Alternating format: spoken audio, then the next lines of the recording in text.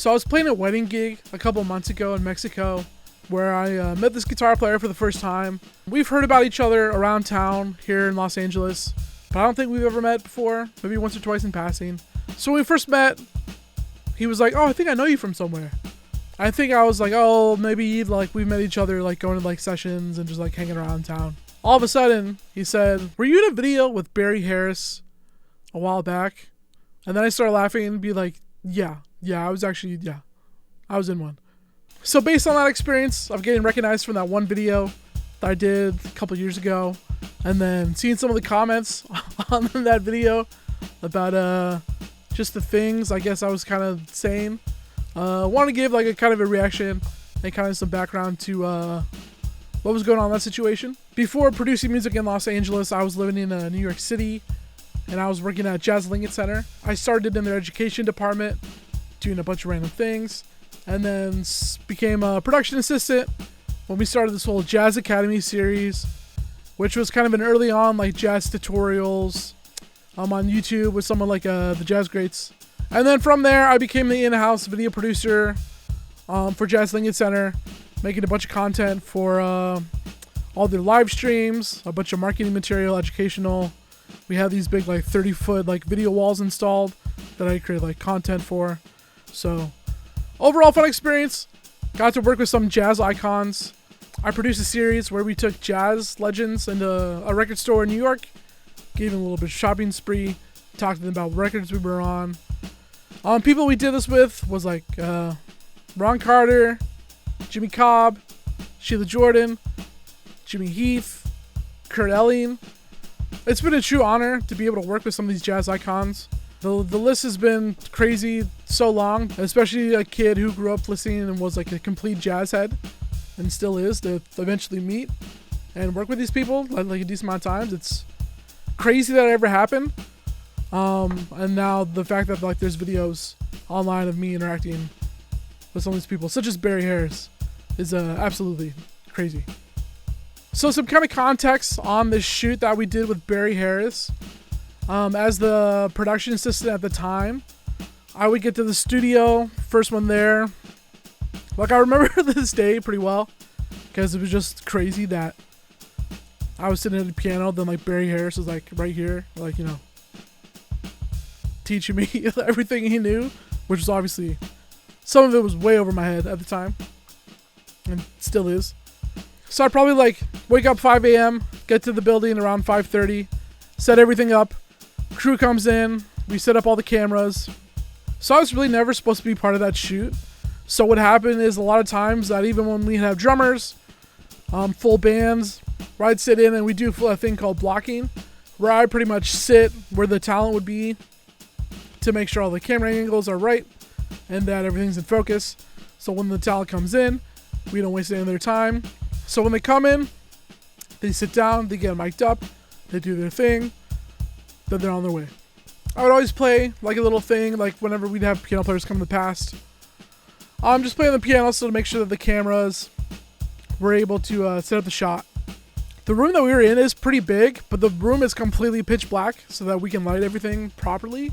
I'm sitting down just like noodling, playing whatever jazz voicings I knew.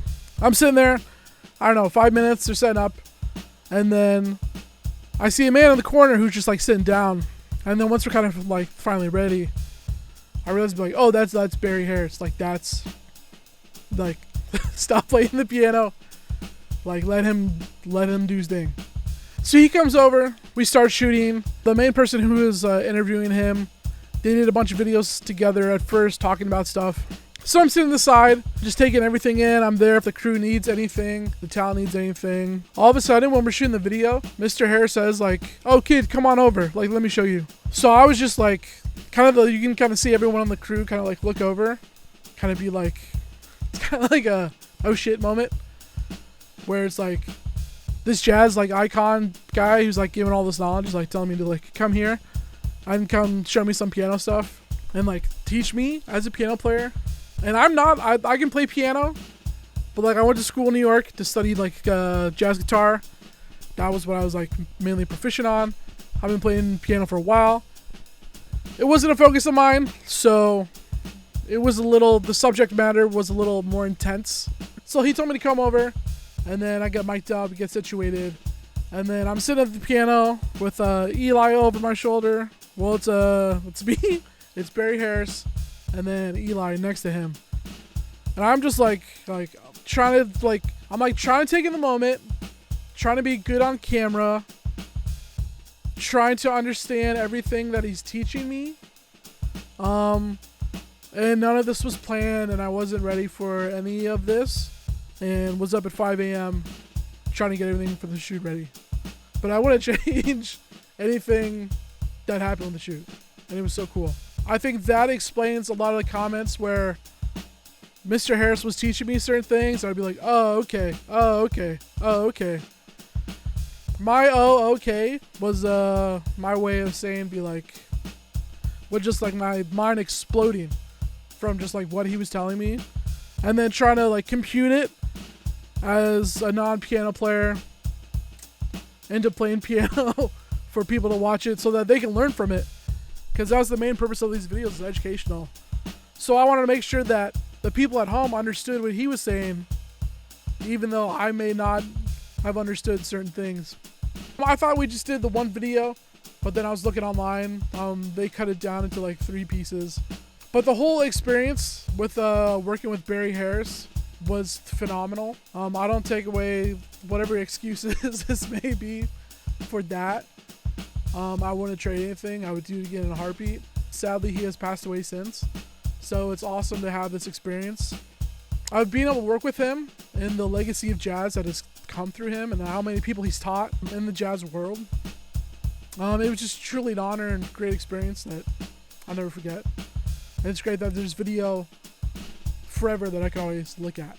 So I just kind of want to look at this first video, the Jazz Theory with Barry Harris Part 5. Kind of react to it a little bit and maybe give some commentary on it. So here's the first part of the video that I did.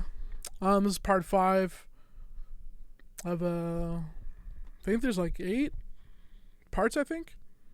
First 4 are without me. So I haven't watched this in a while, but let's check it out.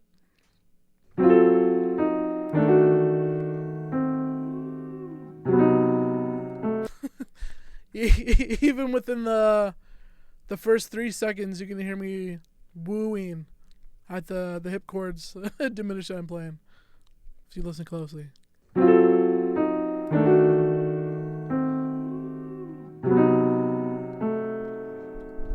Once a jazz nerd, always a jazz nerd. You know, it's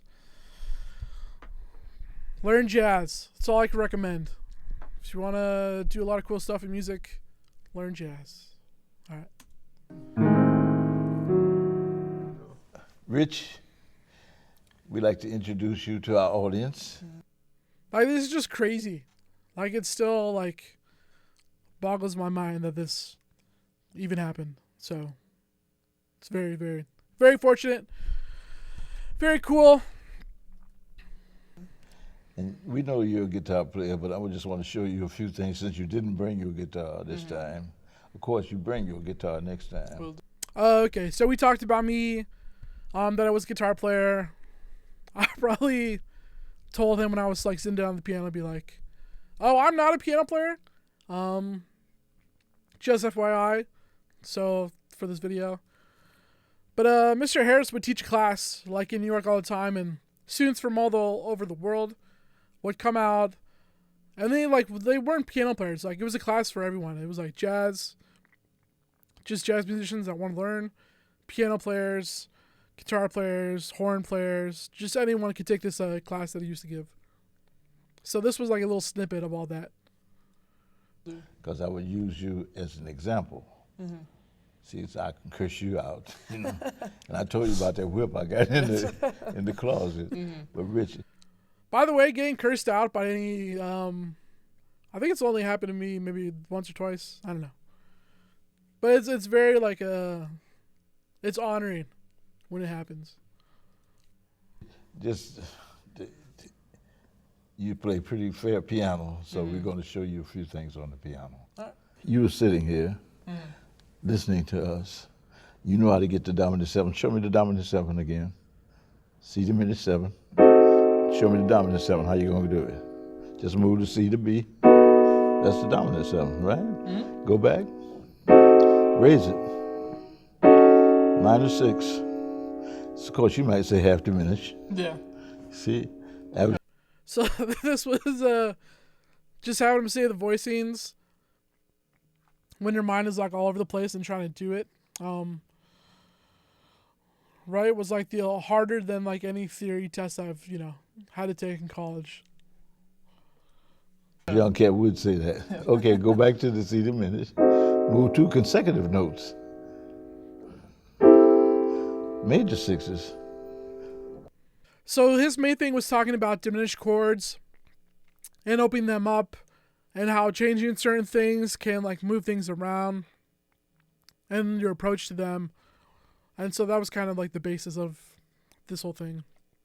Move them down, move them down. So up or down is major 6s. Okay. Now, then you say, oh, but that's consecutive note. What about what happens with the non-consecutive notes? And I'll say, try it. Mm-hmm. Move the C and the F sharp down. Dominant 7 flat 5. Okay. Even if you move them up, go back, move them up. So he's talking about all these inner voicings moving within the chord itself and how that restructures things. And when I was sitting there, I've been like, we already shot someone that day. This stuff was going over my head. It's hard to take stuff in like this when you're doing it, because like the knowledge I was given is so great about like how to melodically create voicings and go from one to the next. And yeah, I need to watch this again and learn from it. E flat 7 with flat 5. Okay. Okay? Now, I'm going to ask you a question. Okay. You're young, you play the guitar. What is the diminished scale? It's either a whole step and a half step, or a half step and a whole step. See, I curse teachers out. When the teachers tell me that, I say, you think that dumb answer is going to be the answer of our whole diminished scale? Is you crazy? Even though it isn't that I've known it all that long, but I've known it quite a while. Yeah. But I was the same way as them, Half step, whole step, half step. No, man. That's what we were taught. That's what all the books say. At least, there's different approaches for certain things, so you may be taught with certain things, just kind of learn it like mathematically, but then you really approach it in music and it kind of opens up once you start applying it to especially things like this, where, yeah, we know like a diminished scale is like half step, half step, but actually using that practically with voice leading can create beautiful tension and then just beautiful music with that. Play a C diminished 7 again. What were the 4 tonics of the dominants? You remember? Move the C down a half step. Oh yeah, he also. I know I'm pausing a lot, but I know he was talking about this earlier in like an earlier video. But I was just like sitting there off camera, just trying to make sure everything was running smoothly, not necessarily listen to everything that he was saying off camera, just to make sure the shoot itself was running smoothly. So I think that's one of the things he asked me, and I was just like, I have no idea. B7. Mm-hmm. Go back to the diminished. Move the E flat down a half step. D7. Go back to the diminished. F sharp. That's right. Yeah. F7. And then A flat 7. So you got B, D, F, and A flat. Yeah. The tonics form what? Pardon? What do the tonics form? Diminished B, chord? D, F, A flat, right? Mm-hmm. So that's going to tell you what a diminished scale is. Yeah. A diminished scale is the diminished, and then the 4 tonics, the dominants that come from the diminished form a diminished, and you put them together. Oh, okay. See? So what you've done is this and this. Yeah, when he said that, I was like, I get it, but I don't get it. I mean, maybe it's just me how I learned too. It's like I need a minute to sit with it and apply it to learn it. I don't recommend if you're trying to learn something, don't go on camera trying to learn it. Maybe take the time on your own. Just my 2 cents. Now, if you start on a tonic of a dominant, it would be like this. See?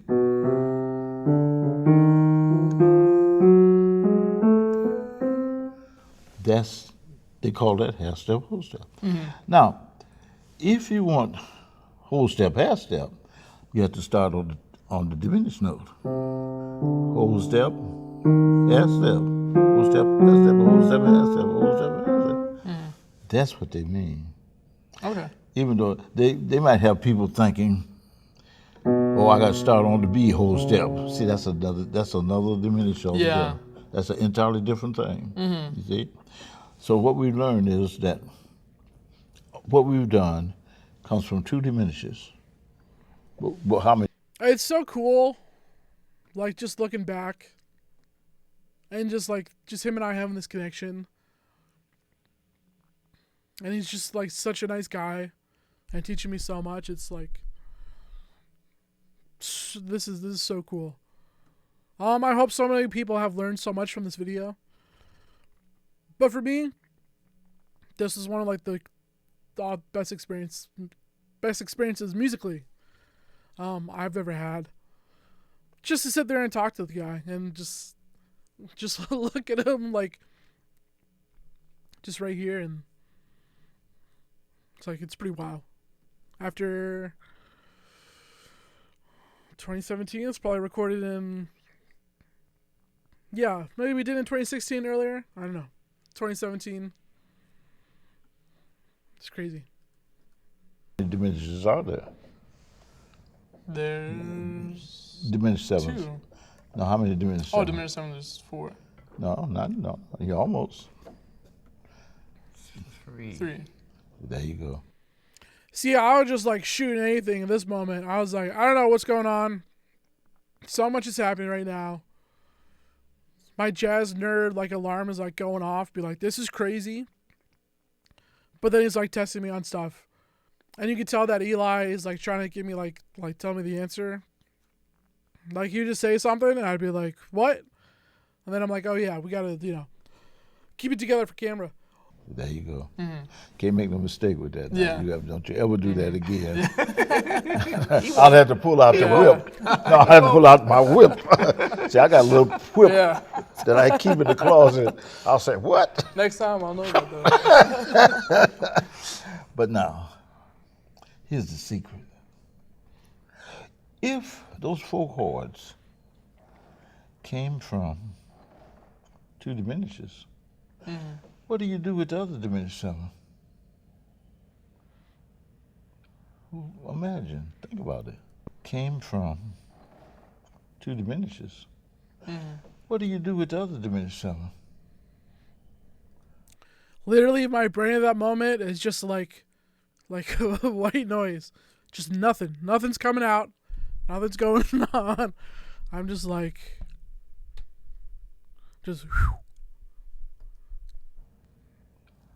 Imagine, think about it.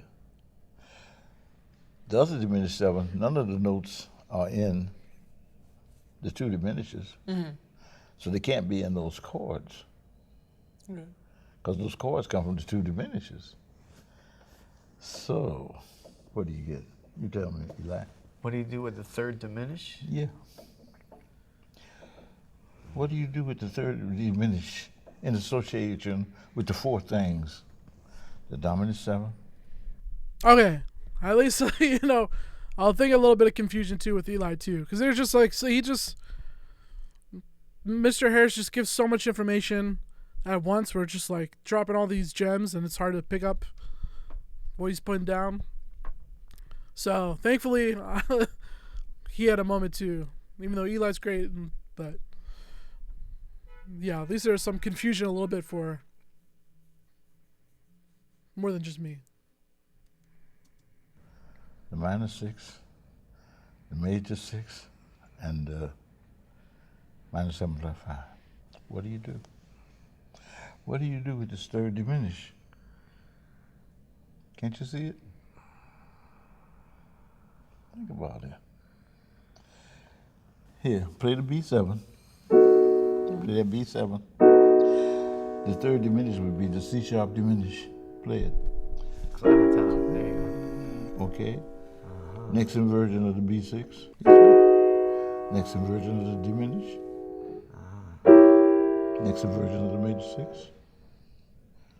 That's right. Diminish. Major 6. This was harder than any jazz piano class I took in college. Nothing puts you on the spot like having Barry Harris over your shoulder say, play this voice and then this voice and then this voicing, then this voicing. So if you want to learn, I recommend trying that. Diminish. Major 6. See what you did? You just played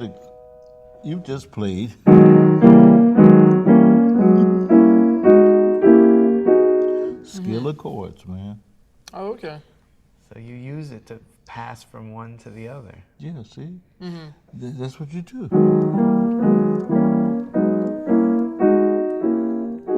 See, like Sounds so much better when he plays it, obviously. But when he plays it, you can hear the musicality of what he's playing and why he's doing it, and how all this like makes sense. Where he's like going from passing chords, going on to the next. When he plays it, it's like you hear it, and sonically, it makes sense. The theory could be complicated, and it could be confusing, obviously. But when you understand and apply it to musical setting, it sounds like beautiful, like you just did. That's what you do.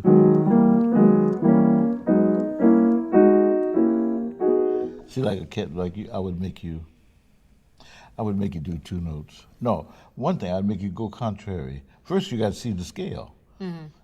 Can you go right now and play that scale? The B that, diminished? that would be the B. That would be the B major 6 diminished scale. Because you put the diminished with the major 6. So the scale is this. Oh, okay. Go ahead. Yeah. Right. Go back down. Yeah. That's the real major scale. Oh, okay. So me saying just "oh, okay" was my way of portraying it on camera, as in like, oh yeah, I completely understand all this, even though it was just like, yeah, going over my head. That's right. See, the only thing that Chopin, the only thing I can figure out, I'm just trying to use my logic, the way I think.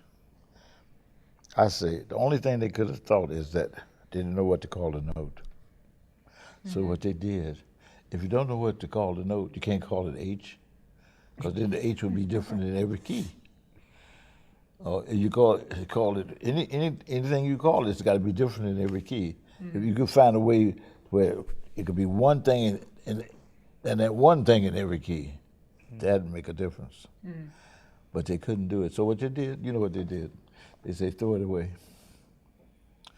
They threw the note away. They said, we know that's the real major scale, but we can't use it, so just throw it away, and they had to find it for themselves. Yeah. So we set up playing this, which is not very rhythmic or anything, but listen to this. That's rhythmic. Play it. You know what you should have done? When you get here, put your thumb on it. Yeah. Come on back, put your thumb.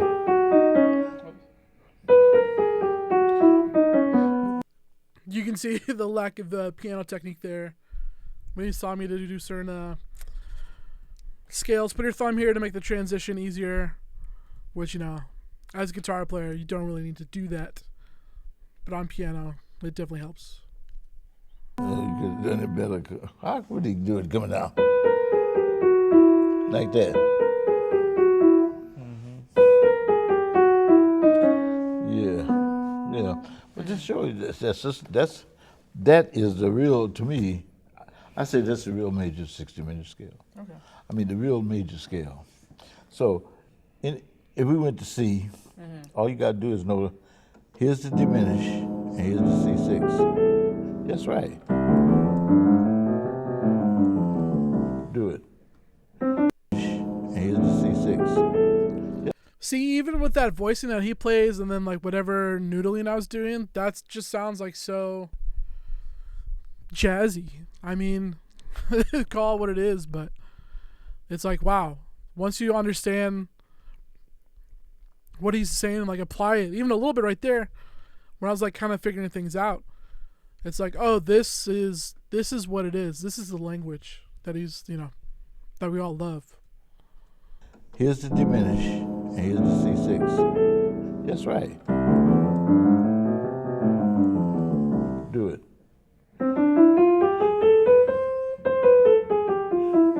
Do it without stopping.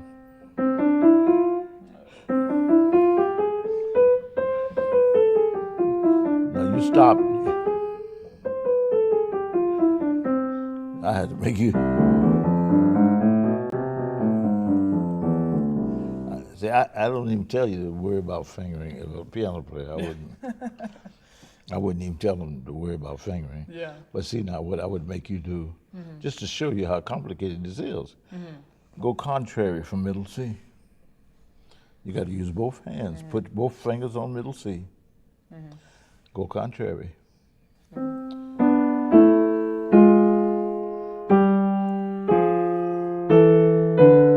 Back together. I remember doing this, and even I was like surprised with myself on like doing this, because this is like tap the head, rub the belly, then also a bunch of other things at the same time. You're like doing the scale, going up and going down at the same time. So it's, crazy that I did it in the moment, truly.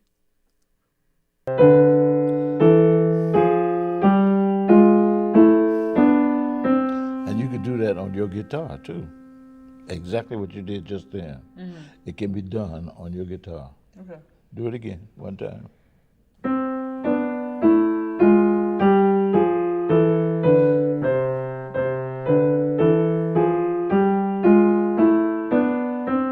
Maybe start with G this time. No, A. Start with A here and C there.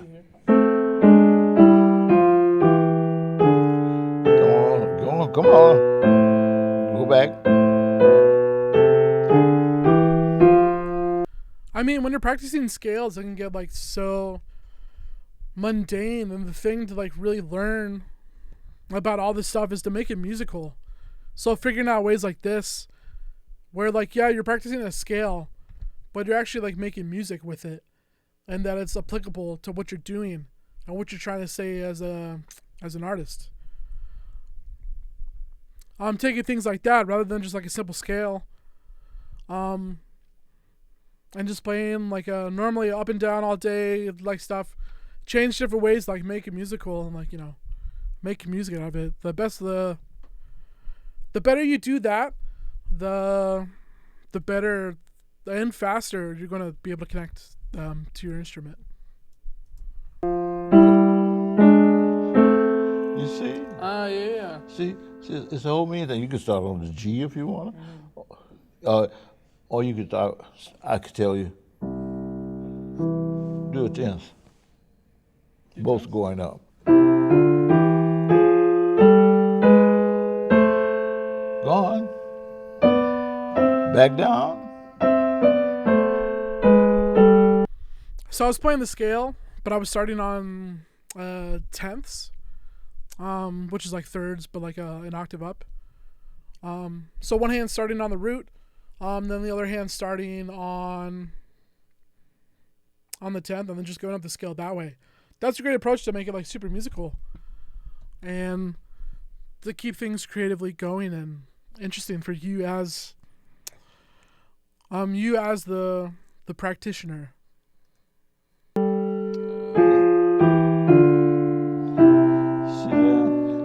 See, what I might make you do is say, do those two notes with the right hand. Put the C with the left. Go contrary.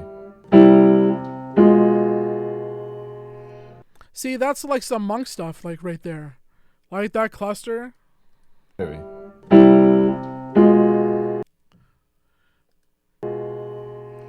Like I've heard that like 1,000 times on like monk records. And it's so cool to have someone who's like, new monk to work with monk, have talked about stuff with monk, and then like showing me the stuff. It's so awesome.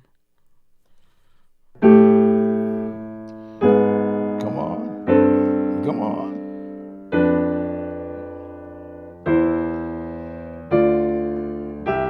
Back together.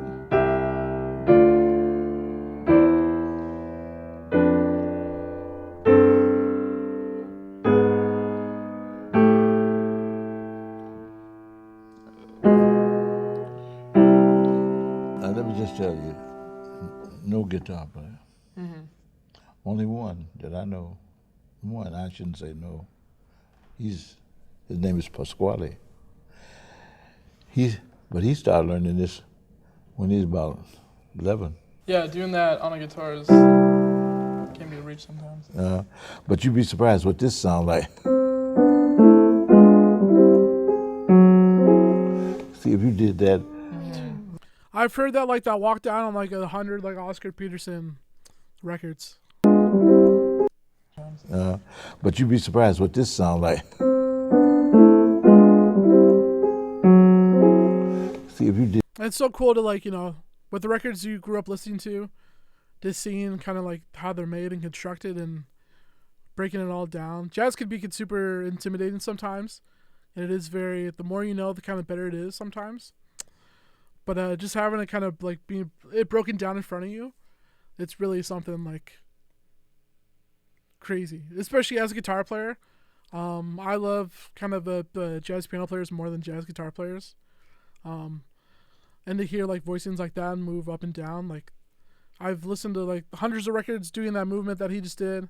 It's so beautiful and it's so crazy. That's like, oh, he just played in front of me. I can like work on that. See, if you did that, you guys see that one? That's a pretty one. Yeah, I tell you what, hit the middle C with both hands.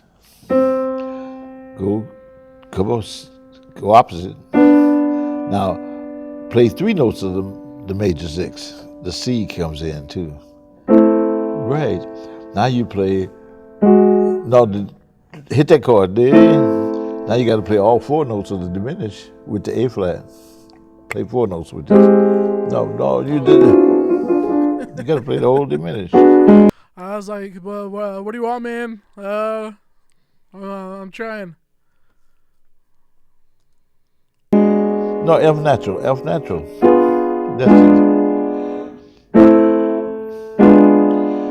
Now, play G with C, E, A.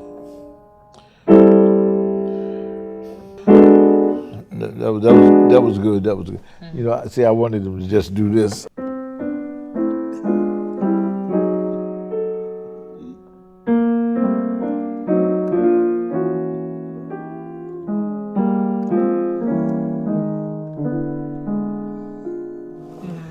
It's so beautiful. Just like the movement in between chords that he's shaping when he's going down and going up at the same time, the little like clusters in between. It's so beautiful and gives so much texture. And obviously when he plays it, it's a lot better than what I was trying to do.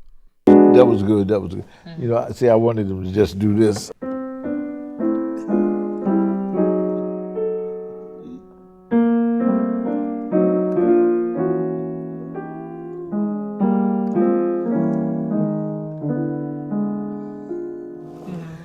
It's pretty stuff, man. Because you start doing scale things, and you say, "Oh my goodness, this is what music is about." Yeah. I'm not gonna watch the next. I think 2 or 3 videos I am with Mr. Harris in it to save y'all from that. But I recommend going back, watching those videos. I'll leave a playlist of all the videos that they have with Barry Harris, linked below. Hopefully you can learn a lot. I know there's a lot of information. Obviously some of it was going over my head while we were doing it. But even looking back, years later, just in kind of reflecting on the experience working with him, was truly amazing. I'll never forget it. It's crazy that I got recognized from this one, video. This is you have to be deep into the jazz YouTube algorithm to see these videos. And I recommend like all these Jazz Academy videos. It was great working on them when I did. There's a bunch of other videos that I am on the channel apparently that I keep forgetting about. So if you allow me to react to any other ones that they have, let me know down below. Go listen to some jazz, listen to some Monk, listen to some Barry Harris, and learn your diminished chords.